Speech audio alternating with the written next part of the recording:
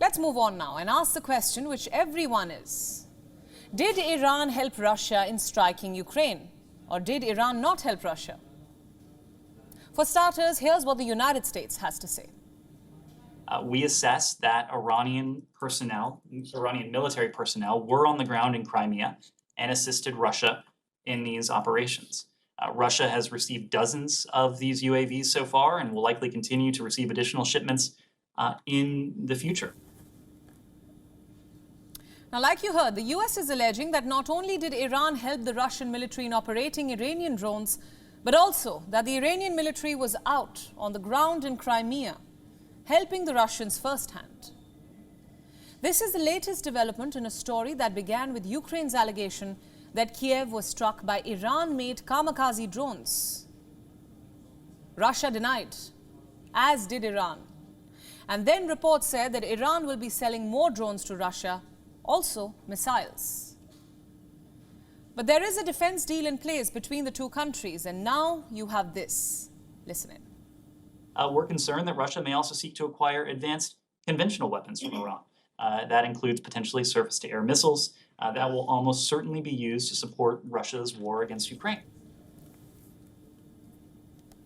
So there is clearly a new alliance at play here, Iran and Russia. Iran had not voted in favor of Russia in the March 2nd UN resolution, remember that. Only Belarus, North Korea, Syria and Eritrea had. But now Iran seems to be actively helping Russia on ground. There are numerous implications. We have been telling you what this means for Israel, which of course is Iran's arch rival, and may now be forced to pick sides. But let's take a look at another aspect tonight. What does all of this mean for Iran? What does Iran stand to gain by supporting Russia? But before that, we must first look at what's happening in Iran. 1. Iran remains one of the world's heavily sanctioned countries. 2.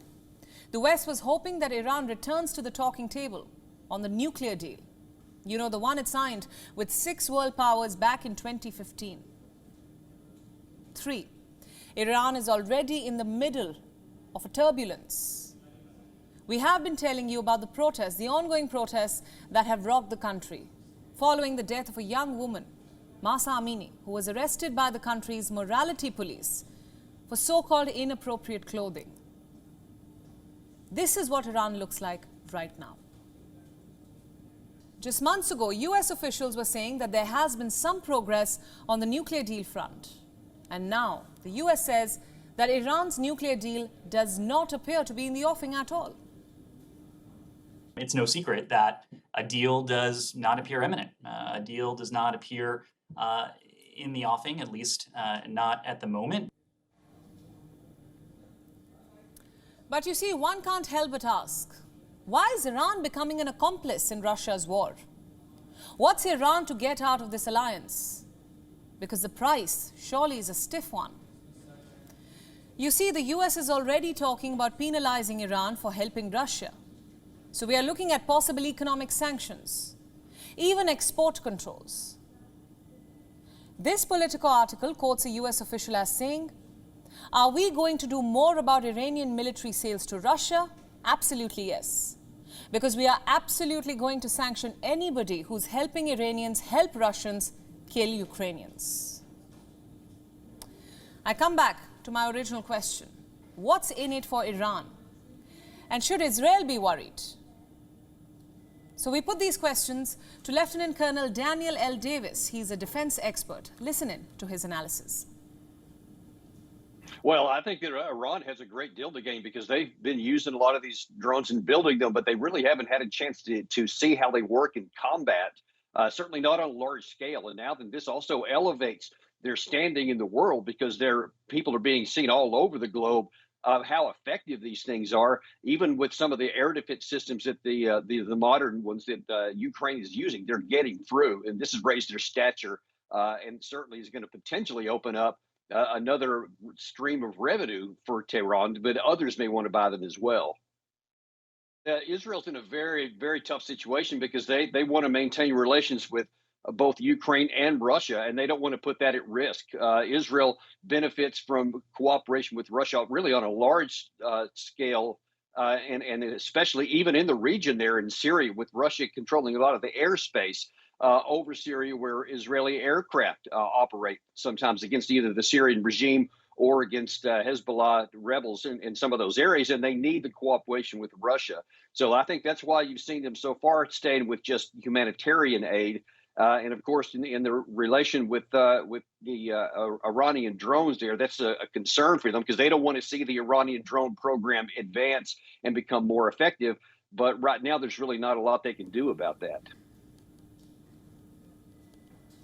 Meanwhile, in Russia, President Vladimir Putin was seen inspecting a training ground, even firing shots from a sniper rifle.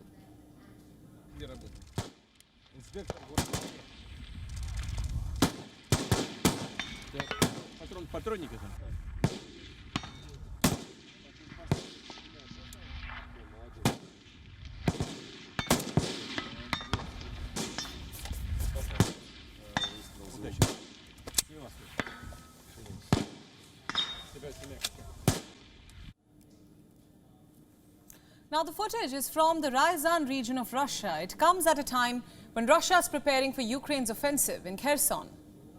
Russia has already declared martial law in 4 occupied regions of Ukraine. And now this video could be Putin's way of displaying his strength. Russia is also accusing Ukraine of planning to blow up the Kakhovka hydroelectric dam. It is located in the Kherson region. Meanwhile, Kiev says it is Russia that's planning to blow up the dam. Ukraine's President Volodymyr Zelensky has called on the West to send a warning to Russia. Destroying the dam would mean a large-scale disaster.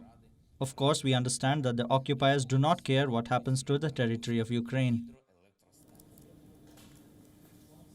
Now, reports say that the damage to the Kakhovka dam will wreck the canals that irrigate South Ukraine, including Crimea. And what happens next is anybody's guess.